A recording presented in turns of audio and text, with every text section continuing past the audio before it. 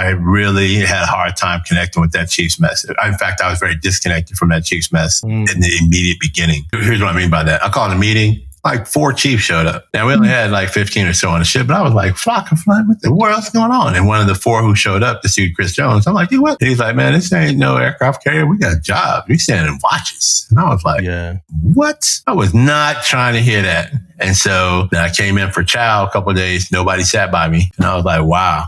Okay. There was a board that had all the names of folks who had left. I began to sit there every day for lunch or in dinner, wherever I came into the mess, that's where I would sit. And during the workday, I'm a leadership, I walk around type of guy. And so I'm walking around, I'm meeting the crew. I was E5 for a long time. I think I was a professional E5 for 7 years. So I connect with them.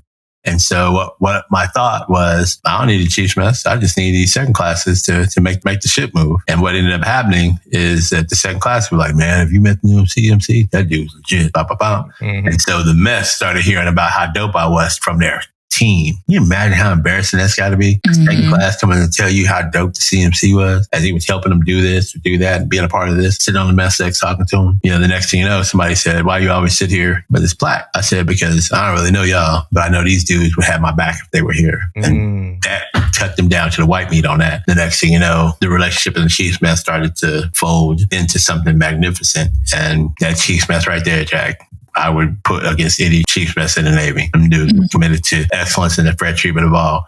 And it was iron sharpening iron. That's an uncomfortable thing, but it was iron sharpening iron in there, Jack.